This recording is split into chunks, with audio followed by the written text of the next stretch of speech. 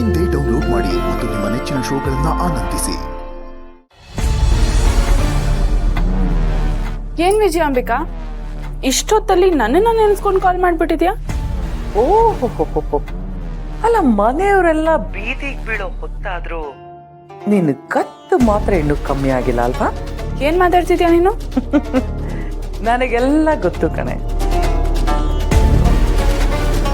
ಮನೆಯಲ್ಲಿ ಕುಡಿಯೋಕ್ ನೀರಿಲ್ಲ, ಬೇಸಕ್ಕೆ ಅಕ್ಕಿ ಇಲ್ಲ, ಒಂದ್ ಕಡೆ ಗ್ಯಾಸ್ ಇಲ್ಲ, ಕರೆಂಟ್ ಇಲ್ಲ. ಇದನ್ನೆಲ್ಲ ಯಾರು ಮಾಡ್ಸಿದ್ವು ಅಂತ ಅನ್ಕೊಂಡಿದ್ಯಾ? ವಿಜಯಾಂಬಿಕಾ, ಏನ್ ಮಾತಾಡ್ತಿದ್ಯಾ ನೀನು? ಯಾಕೆ ನನ್ನ ಮಾತಿನ ಅರ್ಥ ನಿನಗಿನ್ನೂ ಗೊತ್ತಾಗ್ಲಿಲ್ವಾ? ಇವತ್ತು ನೀನು ನಿಮ್ಮ ಮನೆಯವರೆಲ್ಲ ಅನುಭವಿಸ್ತಿದ್ದೀರಲ್ಲ ನರಕ, ಆ ನರಕನ ಸೃಷ್ಟಿ ಮಾಡಿರೋ ಸೃಷ್ಟಿಕರ್ತೆ ನಾನೇ, ವಿಜಯಾಂಬಿಕಾ.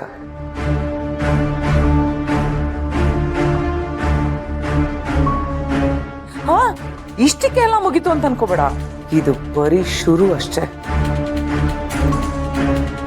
ಇನ್ನು ಮುಂದೆ ಒಂದೊಂದು ನಿಮಿಷನೂ ನೆಮ್ಮದಿ ಕಳ್ಕೊಂಡು ಗೊಳೋ ಅಂತ ಅಳ್ಬೇಕು ನೀವೆಲ್ರು. ಹಾಗೆ ಮಾಡ್ತೇನೆ.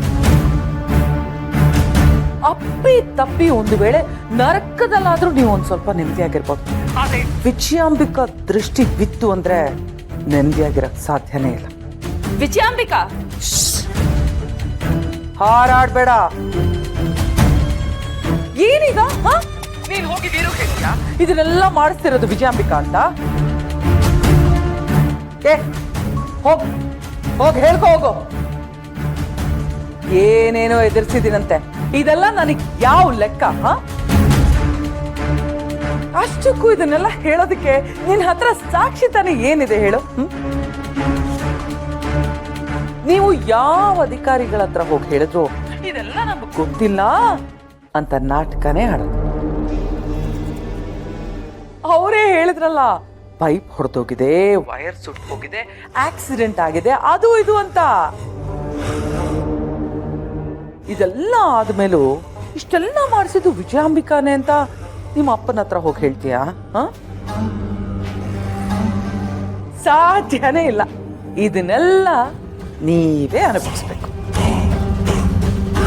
ನಾನು ಈಗಿರೋ ಪರಿಸ್ಥಿತಿಗೆ ಸೇಡ್ ತೀರಿಸ್ಕೊಳ್ದೆ ಅಂತೂ ಬಿಡೋದೇ ಇಲ್ಲ. ನೀನು ಸುಬ್ಬು ಮಾತ್ರ ಅಲ್ಲ, ನಿನ್ನಿಡೀ ಸಂಸಾರನೇ ನನ್ನ ಸೇಡಿನ ಜ್ವಾಲೆಗೆ ಸಿಕ್ಕಾಕೊಂಡು ಸುಟ್ಟು ಹೋಗ್ಬಿಡ್ಬೇಕು.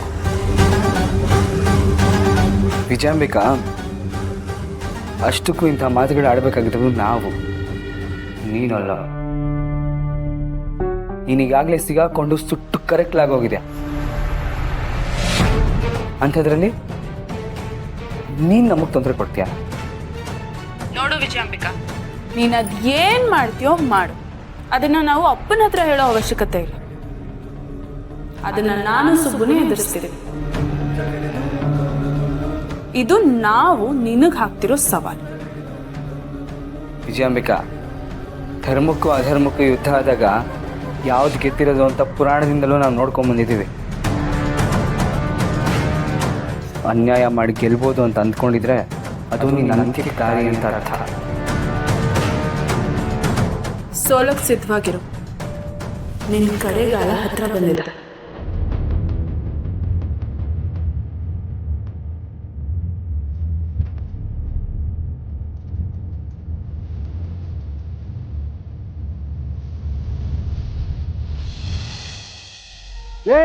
ಇದು ಯಾವ ರೀತಿ ನ್ಯಾಯನೇ?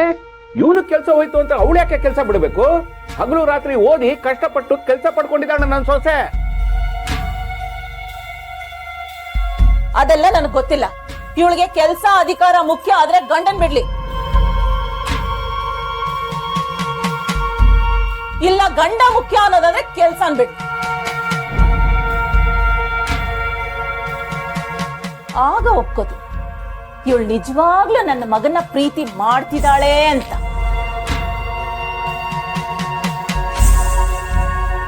ನನ್ನ ಮಗ ಮಾತ್ರ ಕೆಲ್ಸ ಹೋಗಿ ಮನೇಲಿ ಬಿದ್ದಿರ್ಬೇಕು, ಇವಳು ಕೆಲ್ಸ ಮಾಡ್ಕೊಂಡು ಊರೆಲ್ಲ ಸುತ್ತಾಡ್ಕೊಂಡು ಮೆರಿಬೇಕಾ?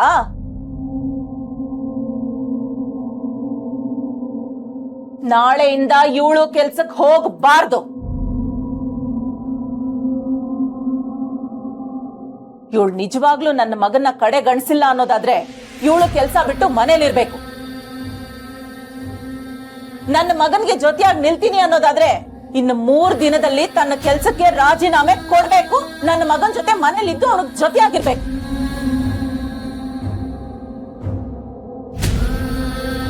ಆಗ ನಾನು ಒಪ್ಕೋತೇನೆ.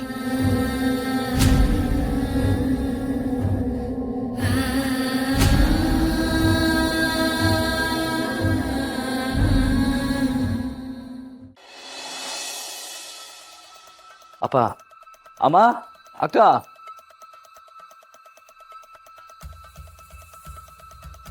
ನಮ್ಮ ಮನೇಲಿ ಆಗ್ತಿರೋದಕ್ಕೆಲ್ಲ ಕಾರಣ ಏನು ಅಂತ ನಮಗೆ ಗೊತ್ತಾಗ್ಬೇಕಾಗಿತ್ತು. ಈಗ ಆ ಕಾರಣ ಏನು ಅಂತ ನಮಗೆ ಗೊತ್ತಾಗಿದೆ.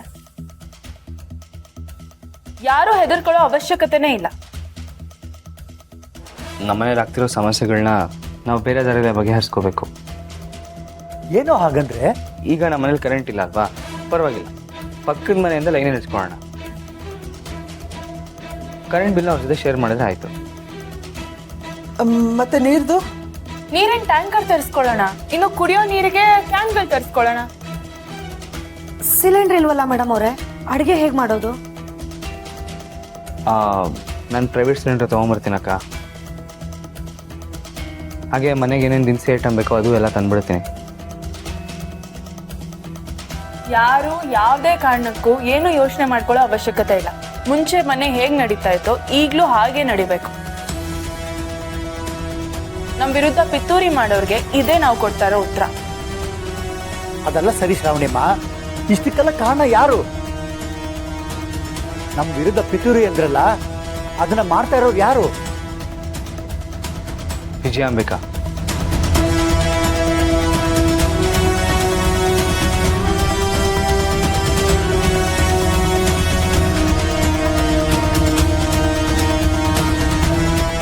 ವಿಜಯಾಂಬಿಕನ?